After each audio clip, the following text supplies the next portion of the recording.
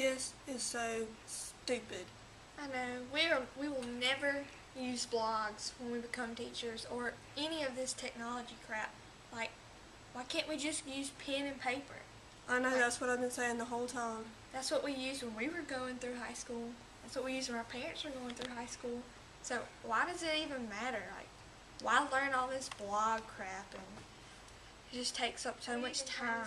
So much, I don't know, I guess you have to be a wizard or something. Like, why do we have to use a smartboard? Like, why can't we just use a chalkboard, like old-fashioned or a marker board? Or a whiteboard. Like, it takes so much time to do this. It's like, it's really a waste of time. Like, we could already be doing, like, students don't. Yeah, I could have already taught a whole lesson while I was trying to figure out how to work the stupid board.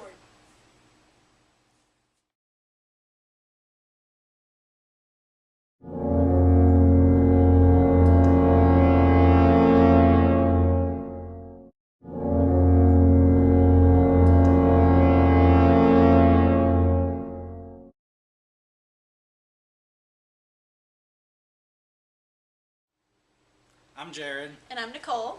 And we're the EDM 310 Mythbusters. The myth is that many students think we won't be using technology in the classroom. Today we will set out to prove whether that myth is plausible or busted. What do students and teachers have to say about technology in education? I don't know. Let's find out.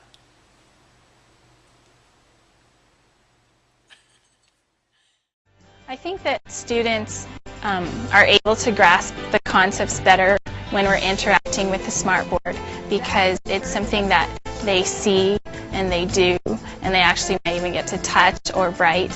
It touches a lot of different parts of their memory that help them to remember and help them to understand.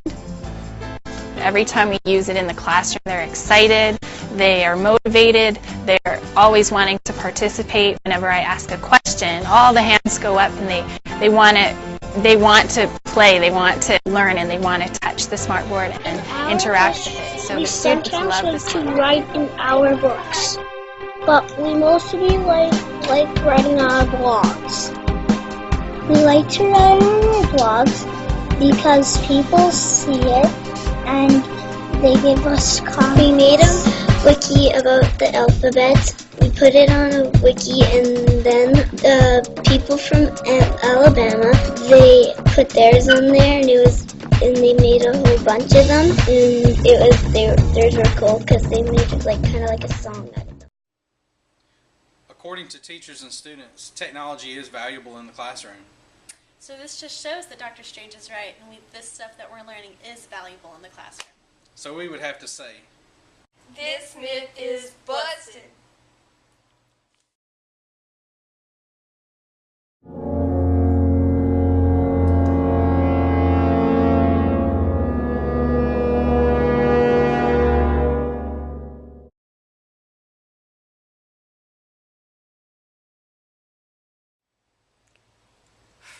Oh my god, are you working on Project 2? Project 2? I haven't even finished Project 1 yet. I skipped it, I didn't know how to do it, but I can't figure any of this out at all. Yeah, I have no idea what's going on. Yeah, I wish I could actually go to him and ask for help, but I know that's not going to do anything for me. Yeah, I know, he doesn't, I wish he would just teach us so we wouldn't have to learn. Yeah, that'd be great. Why can't this class be like all the other classes where we could just have a study guide or something to memorize for the test, and then we could forget it later? It'd be so much easier. It would be. And I don't even know how to go about doing Project 2 because we didn't get a grade back or any replies back for the first project that we did. So I can't even ask other people for help because they don't know what to tell me. Nobody knows what's going on. We don't know anything to do at all. In EDM 310, a lot of students don't like this class because Dr. Strange just doesn't hand them the material they want. yeah, a lot of students get frustrated and say that Dr. Strange doesn't teach anything, that there's no instruction, and they don't know how to do things. It's hard for them to do it on their own. Well, he does have lab assistants that he says we can go and ask for help. What do you think about that? The lab assistants, they are there to help support the students and what they need. Let's find out what they have to say about this. This is Stephen. He's one of the lab assistants in EDM 310, and we just want to ask him a quick question of what he thinks about EDM 310, and is the statement that Dr. Strange never teaches and doesn't give instruction, is that true, or what's your take on that? Well, if you're looking at it as the way as a normal teacher would teach, no, Dr. Strange doesn't teach that way. But, this is kind of an online class. They call it, is it hybrid still? Called a hybrid class? Who knows what it's called now. But anyways, this type of class is pretty much independent learning.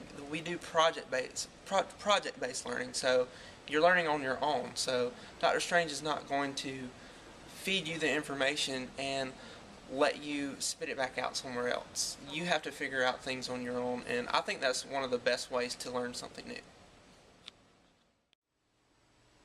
So as the lab assistant said, that this is an online class, it's a blended class. So you will be having to teach yourself. Yeah, Dr. Strange, he's just here to guide us, give us instruction. He gives valuable instruction through the EDM 310 class blog. So this myth is?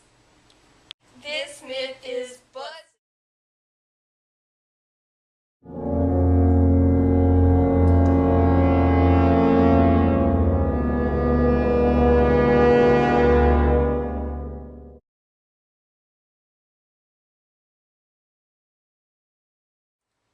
Dude, it is 11:45 and I haven't even started on this work yet. There's no way I'm going to get it done. How much have you got done? I'm just gonna give up because between all my Pinterest and being on Facebook and Twitter, I don't have time for Twitter? this. Who's that? No. But I don't have time for this. There's no way to get all this done. When I have all this, I have my TV shows I need to watch. Girl, what you been watching? Don't worry about that.